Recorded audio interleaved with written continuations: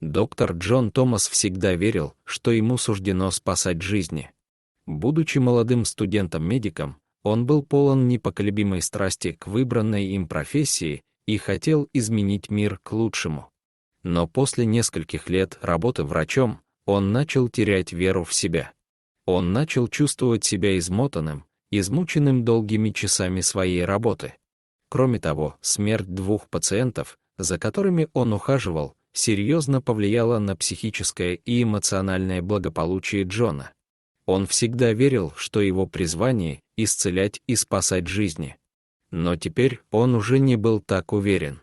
Отец предложил ему немного отдохнуть, чтобы прийти в себя и подумать. И не было лучшего места, чем домик его семьи в лесу. Это место оставило приятные воспоминания о его детстве, и он был уверен, что посещение его придаст ему новых сил и энергии. Прогуливаясь по окрестным лесам, он любовался теми же деревьями, на которые лазил в детстве. Джон почувствовал, как поднялось его настроение, когда он погрузился в воспоминания о своем детстве. Однако, углубляясь в лес, Джон не мог избавиться от ощущения, что за ним наблюдают. Как будто кто-то или что-то следило за каждым его движением, и это вызывало у него беспокойство. Он пытался подавить это, потому что думал, что это всего лишь его воображение, но ощущение осталось. Тем не менее, он продолжил свою прогулку, стараясь насладиться тишиной природы и воспоминаниями, которые она ему подарила. Шли дни, и Джон наслаждался тишиной и покоем окружающего леса, но однажды ночью все изменилось. Джон пил кофе на веранде, когда заметил вдалеке какое-то движение в кустах. Мужчина не подозревал ничего дурного и просто остался там, где был, ожидая, когда то, что пряталось за кустами, проявится. Внезапно между кустами появился волк. Увидев его, Джон почувствовал, как кровь застыла у него в жилах. Он хотел быстро встать и побежать в безопасную хижину, но тут услышал тихое хныканье, которое остановило его. Это звучало не как типичный волчий зов, а скорее напоминало звук, который издает животное, когда ему больно. Вопль, который он услышал, был похож на крик о помощи. Мужчина принял решение помочь животному, независимо от того, насколько велик риск. Медленно и осторожно он приблизился к волку. Как врач, Джон сначала подумал, что волк ранен и нуждается в медицинской помощи. Но при ближайшем рассмотрении он обнаружил, что тот просто воет, как будто он пытался что-то сообщить ему. Джон был поражен интеллектом волка. Когда он подошел ближе, волк скулил на маленькое безжизненное существо. Сначала Джон подумал, что крошечные существа были детенышами волка. Но мужчина был шокирован, когда увидел, что это была лиса. И, к сожалению, казалось, что ее уже не спасти. Хотя он чувствовал себя неуверенно и не в своей тарелке, что-то в нем шевельнулось. Он все еще был врачом, и каждый пациент, которому требовалась помощь, обязательно ее получит, независимо от его характера и физического состояния. Он вскочил и побежал за своей сумкой. Джон вернулся со своими принадлежностями и инстинктивно принялся за работу. Его руки двигались с практической легкостью, о которой он давно забыл.